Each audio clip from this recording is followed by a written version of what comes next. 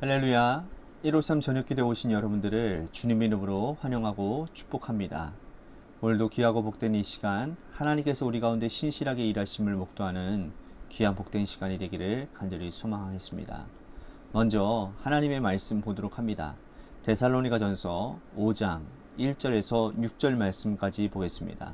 데살로니가전서 5장 1절에서 6절 말씀입니다. 우리 같이 한 목소리로 다 함께 봉독하도록 하겠습니다. 시작. 형제들아, 때와 시기에 관하여는 너희에게 쓸 것이 없음은 주의 날이 밤에 도둑같이 이를 줄을 너희 자신이 자세히 알기 때문이라. 그들이 평안하다 안전하다 할 그때에 임신한 여자에게 해산의 고통이 이름과 같이 멸망이 갑자기 그들에게 이르리니 결코 피하지 못하리라. 형제들아, 너희는 어두움에 있지 아니하매 그날이 도둑같이 너희에게 임하지 못하리니 너희는 다 빛의 아들이요 낮의 아들이라. 우리가 밤이나 어둠에 속하지 아니하나니 그러므로 우리는 다른 이들과 같이 자지 말고 오직 깨어 정신을 차릴지라. 아멘. 사회에 악을 끼치는 여러 무리들은 역사가 이어오는 동안에 계속 있어 왔습니다. 그 가운데 대표적인 집단이 바로 이단, 사이비 종교 집단들이죠. 그들 가운데서도 이 악한 이단 사이비들이 시한부 종말론자들이 있습니다. 그들은 기성교회가 이 요한계시록을 잘 다루지 않는다라는 점을 잘 착안해서 요한계시록을 집중적으로 파고들고 있는 것이죠. 자, 계시록을 파고든 것이 문제가 아니라 성경 전체적인 맥락 안에서 계시록을 해석하고 가르쳐야 되는데 자신들의 입맛에 맞게 계시록을 짜집게 해서 사람들을 현혹시킨다라는 거죠. 이를테면 계시록은 여러분들이 아시는 것처럼 숫자도 많이 있고 환상도 많이 있습니다. 그래서 자의적인 해석이 참 가능한 그러한 본문들이 많이 있단 말이에요. 요소들이 많이 있단 말이죠. 뭐 이를테면 14만 4천 같은 문자를 그대로 해석하고 묵시문학 전통에서 해석하지 아니하고 종말에 구원받은 자 숫자 그대로 14만 4천밖에 없다고, 이 안에 들어가지 않으면 안 된다고, 그러니까 너희들의 재산 다 팔고 이곳에 와야 너희들이 14만 4천에 들어갈 수 있다. 그러니까 사람들의 그런 불안 심리를 자극을 해서 미혹하는 것이죠. 이 시한부 종말론자들이 행하는 가장 악한 일들은 바로 말씀 자체를 정면으로 위반한다라는 겁니다. 자, 예수님께서는 종말의 때에는 아무도 모른다고 하셨거든요. 하늘에 계신 하나님 아버지 외에는 아무도 모른다고 여러 번 말씀하셨음에도 불구하고 이 예수님의 재림에 연, 월, 시 그것까지 정확히 알고 있다고 가르치고 있어요. 이에 불안에 느낀 사람들이 사이비 집단에 들어가서 자신의 재산 다 팔아버리고 또 가정도 파탄내고 직장도 잃어버리는 그런 안타까운 일들이 일어난다는 거죠. 오늘날 우리가 경험하는 이 시한부 종말론자들은 예수님께서 승천하시고 난 이후부터 지금까지 계속 존재해 왔다라는 겁니다. 사실 오늘날보다 바울이 복음을 전하던 시기에 이 시한부 종말론자들이 훨씬 더 많았습니다. 왜냐하면 예수님이 승천하신 지 얼마 되지 않았기 때문입니다. 그리고 예수님께서 곧 오실 것이라고 생각했기 때문이에요.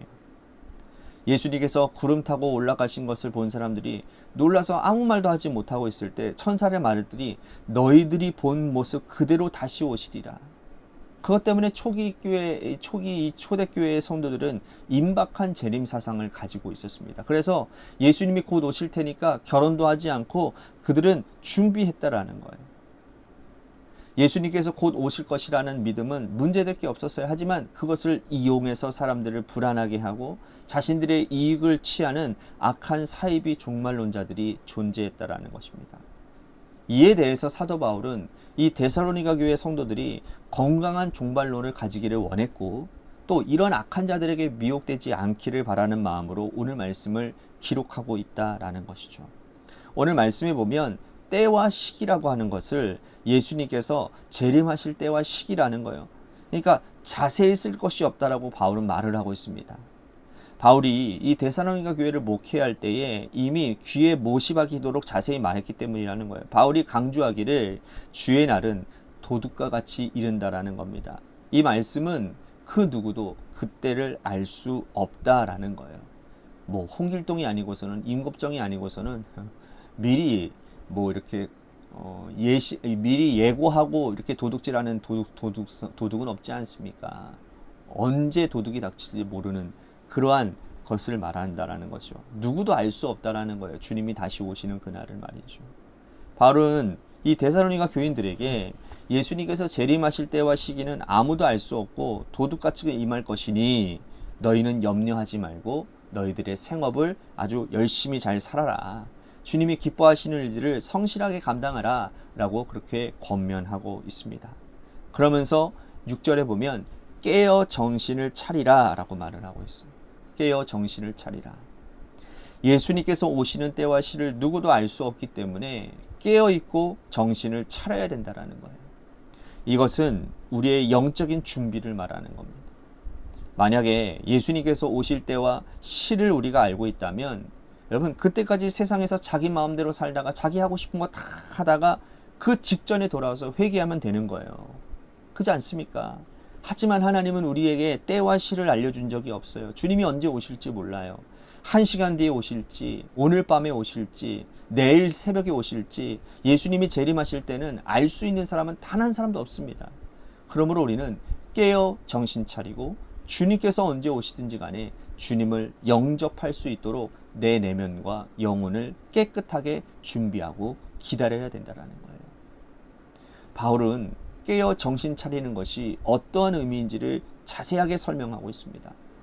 그것은 뭐냐면 바로 사랑하라는 말씀이에요. 사랑하라. 종말을 기다리는 자들이 반드시 기억해야 될 단어가 있다면 그것은 뭐냐? 사랑이라는 거예요. 사탄은 우리가 사랑하지 못하게 반목하고 질시하고 질투하게 만들고 갈라지게 만듭니다. 미워하는 마음이 들면 말하고 싶지 않아요. 미워하는 마음이 들면 얼굴도 쳐다보기가 싫습니다. 만약에 그런 상태에 있다가 예수님께서 재림하시면 그리스도의 심판대 앞에 서서 어떤 말을 할 수 있을까요? 그러므로 성경은 해가 지기까지 분을 품지 말라라고 말씀을 하고 있는 거예요.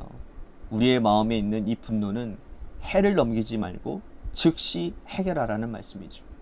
종말을 기다리는 자는 누군가를 미워하는 마음을 가지지 말고 적극적으로 사랑하는 마음을 가져야 된다는 거예요.